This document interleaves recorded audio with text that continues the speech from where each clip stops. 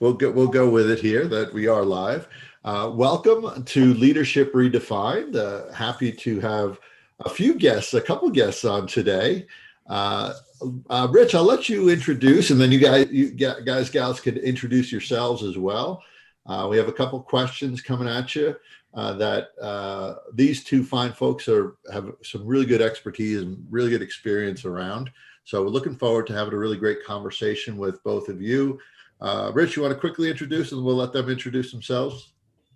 Absolutely. Really pleased to do that. I've had the pleasure of getting to know Melissa and Joe, I guess, over the past year and a half, 2 years. And I feel very fortunate to have had that opportunity to meet two nationally prominent people in all sorts of issues and areas surrounding school settings. And since we all know that a lot of the podcasts we've been doing these past few weeks have been about the post-COVID issues in terms of how, or whether we snap the rubber band back to what was, or whether remnants of what we have tried to do within the adjusting toward the COVID crisis have merit to continue to hopefully reshape the rubber band to something else. And with me, with us, we have Joseph Sassone, and we have Melissa Lambert, and I'm going to let Ms. Lambert introduce herself first, and then Joe, you take it from there, and then we'll go back to Al. Sure. Thank you so much. It's a great honor to be here and to talk about such important work that's so necessary right now. Melissa Lambert. I have experience in both large urban settings as director, as well as high school principalship.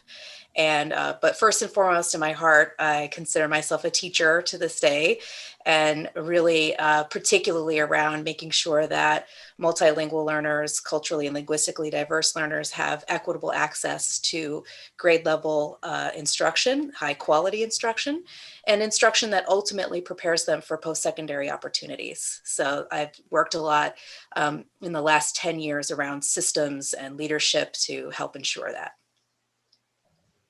Thank you. And my name is Joe Sassone. I started out as an educator and administrator on Long Island, and worked at a couple of school districts there. Then I moved about 20 years ago to Tucson, Arizona, and I worked as an assistant superintendent for a school district out there in the southeast corner of Tucson. And it was a rapidly growing school district, and my charge was we were underperforming, but we were building new neighborhoods as new schools were going in. So we had an urgency to turn our schools around, and we were able to do that pretty rapidly. We were successful, and to this day, the school district's still doing really well there. And then I worked for an organization right after that. It's a nonprofit organization, and I was their senior manager for a school turnaround center. So I worked with a team of highly skilled people. Melissa was one of them. And we worked with underperforming schools and diverse populations and rural settings and suburban settings and urban settings. And our mission was to close the achievement gap and to really help school districts meet the needs and the outcomes for their students. So that's kind of what we racked down. And then I kind of dabbled in chronic absenteeism through Harvard in the last year and a half, helping school districts reduce chronic absenteeism. Joe, if I can jump in now for a second.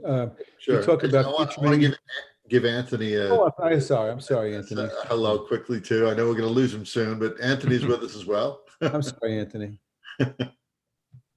Anyway. Go ahead, Rich. Joe and I often use the gerund futuring, and a lot of what we've been talking about has to do with the future of education insofar as this COVID calamity has befallen us. And I guess we can kick it off by really asking how either or both of you have opinions about what the remnants of what adjustments have been made to somehow make education work in this last 7 or 8 months. May be worth retaining. What do you think? Well, there's a couple of things. Melissa and I, when we started engaging in this topic, I'd say back in June, and there was one thing that we immediately were concerned about, and I think we've always been concerned about this in all the work that we've done, but I think COVID has brought everything to the surface pretty rapidly. And there's a lot of things. But the number one thing that we recognized was unfinished learning or learning loss, especially for students who come back from diverse backgrounds, who are, and today, if you start seeing some of the research, there's already almost 3 million students not going to school today. And kindergarten enrollment is almost down 38% across the country. So I think we were right when we wanted to talk to educators about, you need to pay attention to this. And there's some really good lessons out there on how to mitigate through powerful leadership a learning loss. And what we were worried about was everyone was so worried about the technical things of how do you, have safe schools with COVID, and how do you do remote learning and get all the access that you need to children. And those are all important, but don't take your eye off instruction or learning. And there was two powerful cases that I pointed out. One was in 2018, a research came out from Argentina that looked at the long-term effects of the teacher strikes. So there were teacher strikes in Argentina, and students missed about 88 days. And basically, they found that it had a negative impact on the income of students who are now in their 30s. And they lost between 80 and 90 days of instruction. And those deficits actually extended well to their children. So it's a multi-generational impact. And there's other work that you can look at with Hurricane Katrina. When it hit in 2005, the learning loss that occurred in New Orleans students who were not going to school that year. And some of the things that the schools did when children came back, they use a remediation model. And what it actually did was that model compounded learning loss the following year. So students were looking at 3 to 4 years of loss after a year of not going to school because they couldn't get to school with Katrina, and if they were hit with a remediation model. So we wanted to promote accelerate, don't remediate, and really put at the forefront of making sure that you pay attention to this. And just anecdotally, and I'm gonna let Melissa speak from here, the leaders that we're speaking to now, and it's November, they're just thinking about learning now. Wow. Because they've been thinking about, safe schools and computers and access and all those things. And it's been tough, and everyone's working really hard. Everyone we work to, they're heroes. But we're concerned. And I think, when Fauci comes out and says, we're going to be dealing with this through 2021, that is frightening. What it could be, the impact to our country and to our children. So, Melissa. Right. Thank you. I agree. I think there are certain things that we have learned in the last decade that are really important, particularly around educational technology. But we also have to realize that our system was so inequitable for so many. And what the pandemic and what some of those closures have done is really revealed some of those inequities and really has highlighted the marginalization that has happened to so many of our families. So in one way, that's an opportunity. It's an opportunity to correct course, but first we have to identify where those inequities are and really come to terms with some of the systems that need to change to really incorporate and allow for our families to be engaged as co-developers in this work, because with remote education,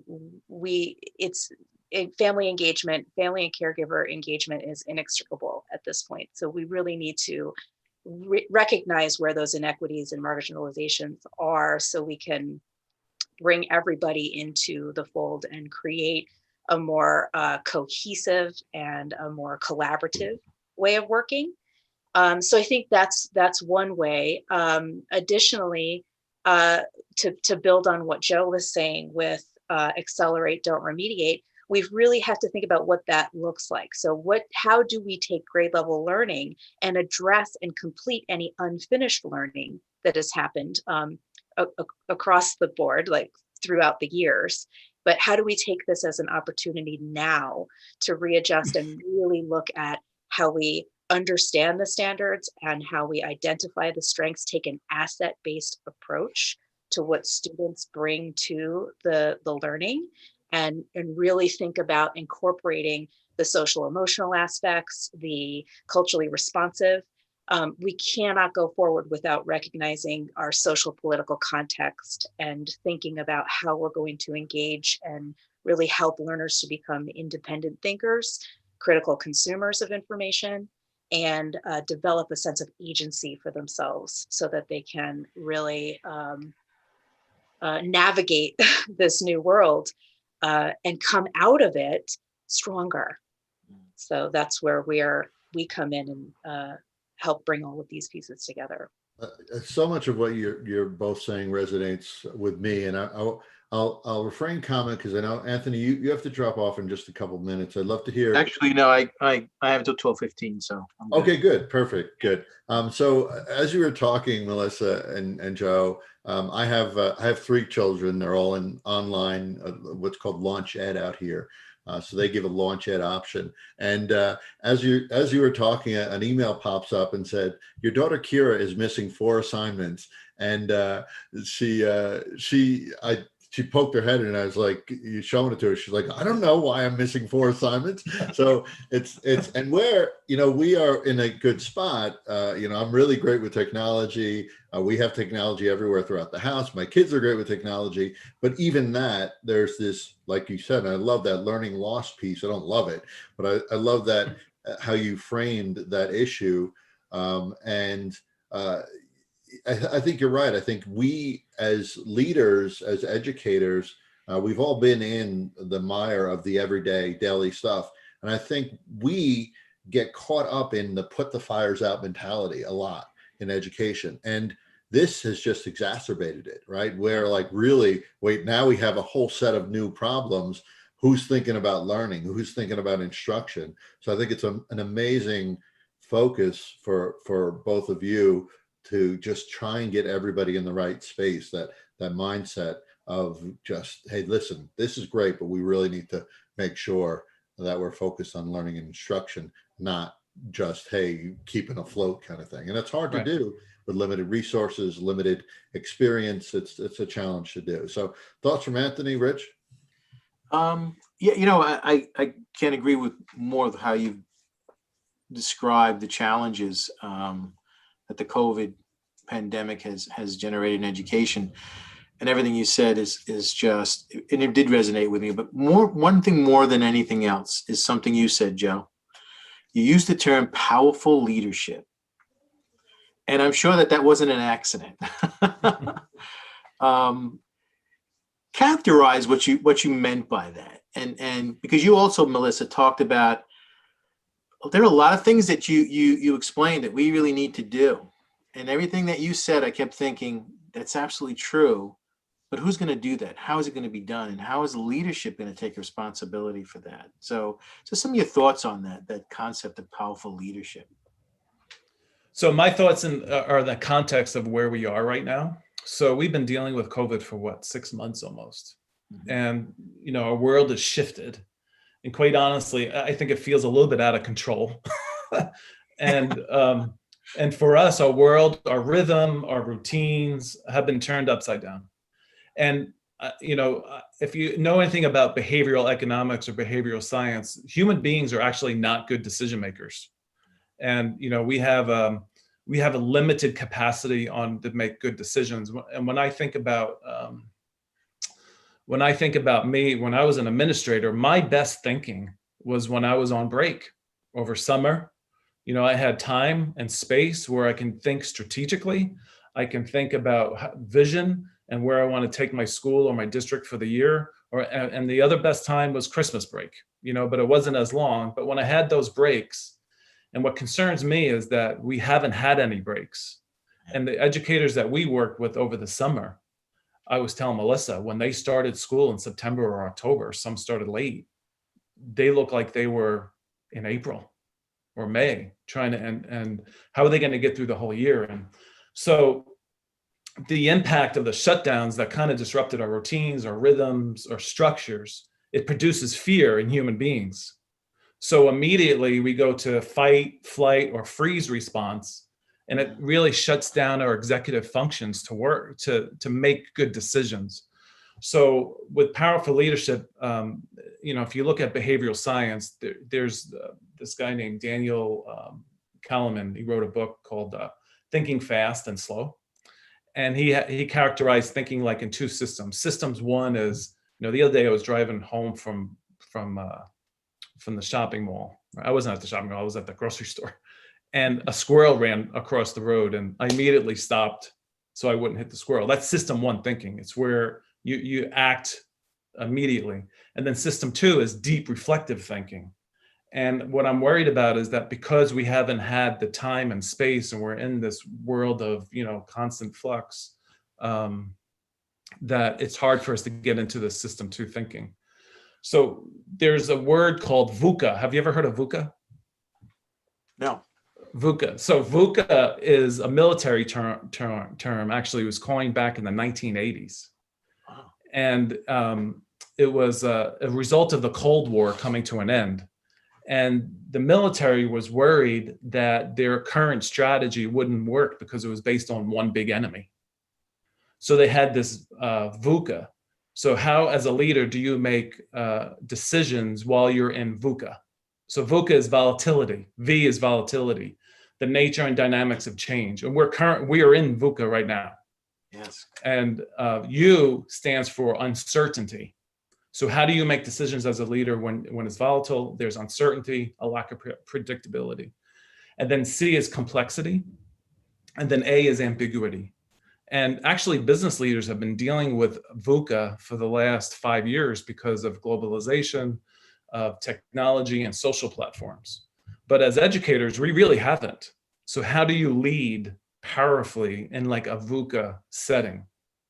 And we talked to an administrator the other day, and she kind of termed it as Sunday garbage, where everyone in her community was worried about what the garbage on the sidewalk in front of her school was about, not about what was going on in the building with children. So she said, how do I get away from this Sunday garbage, all this little nuance things, so I can do the real thinking for my children? So that's what I mean by powerful leadership. How do you kind of cast away everything that's going on in our society right now to make sure you're central in your decision making? Wow. So I hope that answered it. But oh, absolutely, it's an excellent response and a lot of food for thought in what you just said. It's a great way to characterize what we're dealing with and what current leaders are dealing with.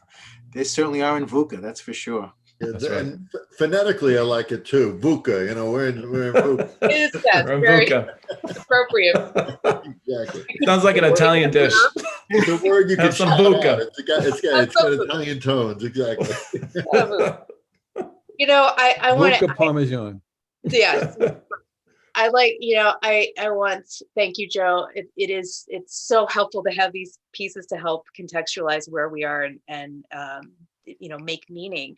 And I think to add to that, it can't be done alone, right? So collaborative leadership and distributive leadership is so vital right now.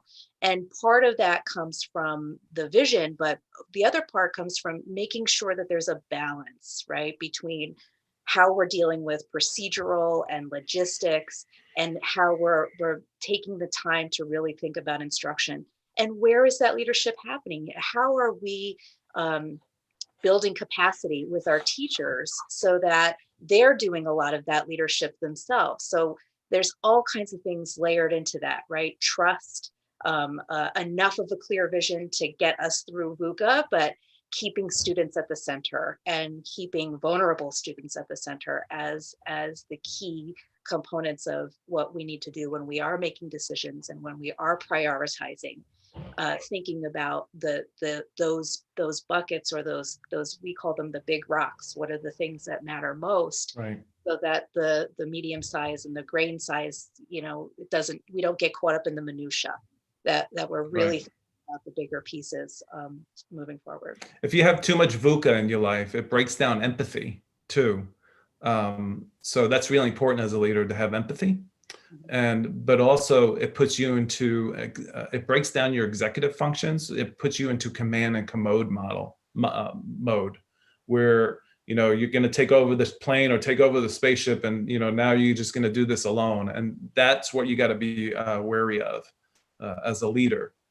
Make sure you don't have to, you're going to have VUCA probably for the next couple of years. So how are you going to work in that environment? Yep. Very true. Wow. Now I'm thinking about, wow. First I'm thinking, wow. And I'm liking the Kahneman quote too, Joe. Kahneman is a person who has a lot of applications to the kind of conversations we're going. And then we're talking about the VUCA thing, which I had never heard of. Makes clarifies it that much more.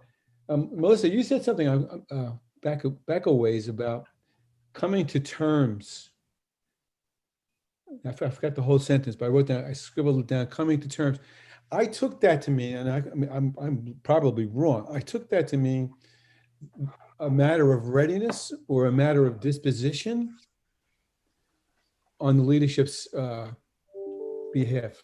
Did I capture that correctly, or am I totally off? I think what we have to consider is that where we were was inequitable, right, for so many, but we were operating in a way that it was marginalizing and pushing aside. And, perhaps maybe we'll get to it later. Well, we're here now, right? We're here at the point now where it is front and center. Transparency is 100%. You just got the email about the 4 assignments. You've got all these things coming in from every data. We are saturated with data.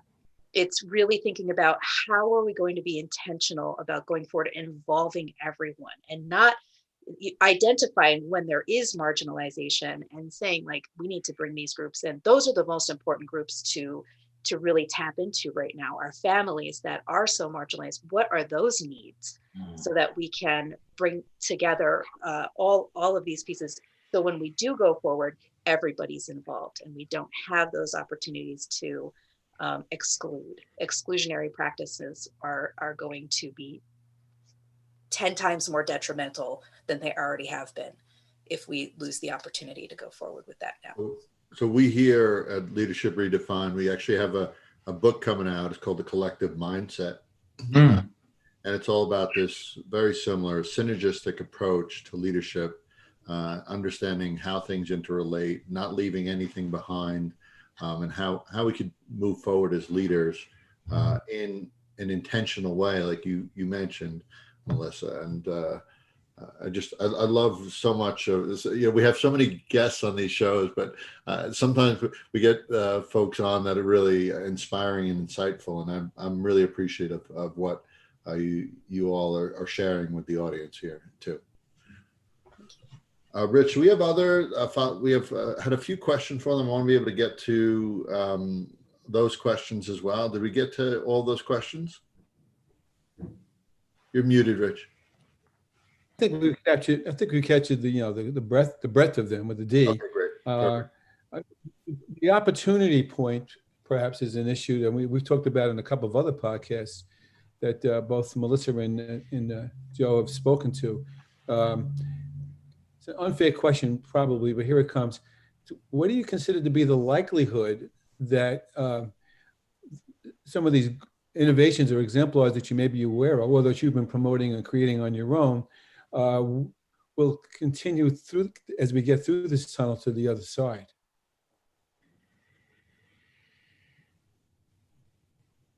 Well, I think podcasts such as this, I think networking.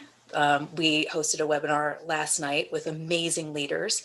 I think leveraging technology and getting the word out there. There's some great live webinars, asynchronous or on-demand webinars that are out there that I think it's really about the coming together so we can have these conversations to create some common language and some commonalities and some solutions, so that becomes the synergistic flow. It becomes the norm to have these types of amazing leaders in one place where we can use them as exemplars and push them forward and let people know that they're not alone out there, right? So that we can really try to leverage some of the technology that we have at our fingertips at this time.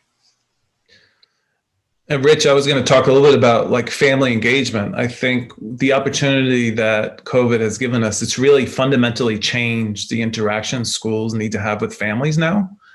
Before it was almost optional, right? You know, you had your parent conference and maybe 2 times a year. And then if there was a problem, like you didn't do 4 assignments, you know, you heard from the teacher. But now it's critical. It's critical for student learning and for social emotional health for families. And we kind of say do 4 things. If there's no precedent right now for blended and remote learning at scale. And how do you do that with engaging families? Because you have to. So we say do 4 things. 1, be a first responder. There are times where you have to be a first responder because maybe children aren't showing up to remote environments or to school, or they're not showing up to class, or they need meals, they need healthcare, they need social work care, all that. So be a first responder, number 1. 2, communicate effectively and often. So think differently about communication. Don't point families to a website. Like, you need to be responsible for engaging families. How are you going to do that? And what systems do you have to put in place that's going to change that for them? And then, make sure you view families as assets to learning. How can you engage families to really help children learn? And then encourage family agency, what Melissa talked about, and also attendance. So, what we're seeing around chronic absenteeism, which a lot of schools were trying to tackle last fall, and I think is that the rates are doubled now than they were a year ago. Wow. Wow. So that is troubling. So I think just there's so much opportunity out there, but I think family engagement is one important piece that school leaders should consider. And Joe, if you have that piece, I'd love when we reshare this and you folks can share it away. I'd love to credit you with those 4 pieces, because I think those are of everything that's resonated with me. That's something that will really hit home because it makes it concrete. It solidifies, hey, this is what's important. And I love those 4 points he just made. Anthony, you were going to say something there too? Yeah, let's hope that what you just said, Joe, are one of the things that sticks in the post-COVID education world, because you're right, it was a huge paradigm shift for educators. And sadly to say, this pandemic has generated that opportunity, and let's hope that sticks. Agreed. Yeah, and I also love that you we could talk, Melissa, and I think it's wonderful that we convene and we spread the word and we share. That's a big part of it. But what you both are doing that's unique, and we're doing it at Leadership Redefined in different ways. But what you specifically are doing that's unique is offering like real clear solutions. And without those real clear solutions and pathways to success for everyone, with instruction, with engagement, with everything, with technology, that we could talk and talk and talk. So I love that the solutions piece that you guys have offered and gals have offered advice on. So really appreciative of that. I want to wrap up here shortly. So real quick closing comments. I'll start with Rich and Anthony, and then we'll go to Melissa and Joe for the final word.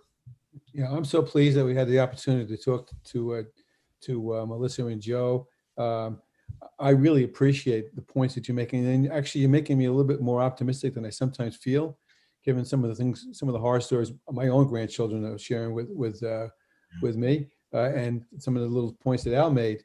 The issue of and I like the way you also cite research, because you're not just pulling this off a shelf someplace. You can substantiate where you're taking from some real research.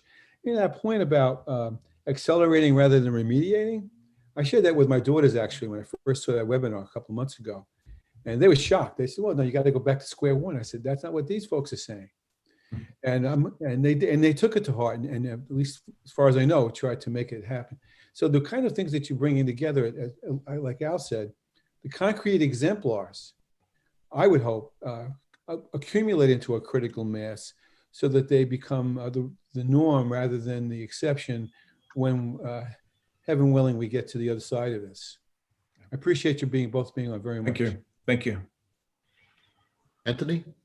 I also echo Rich's sentiments about your comments today, and keep up the great work. Clearly, your focus, your philosophy will make a difference. I mean, particularly the inequities that have existed for so long and have now come to the forefront of what we're doing educationally. The hope is that we can begin to ameliorate some of that. I just greatly appreciate your thoughts and your comments today, and hopefully to see you again soon. I would love it. What was the website address again, please? So it's fosteringqualityschools.com. Fosteringqualityschools.com. If you go on there, you'll see like a little banner on the top of the website for COVID-19 resources.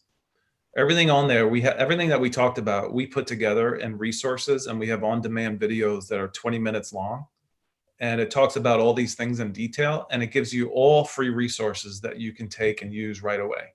Around acceleration, family engagement, math, it's all there. They can just go on there.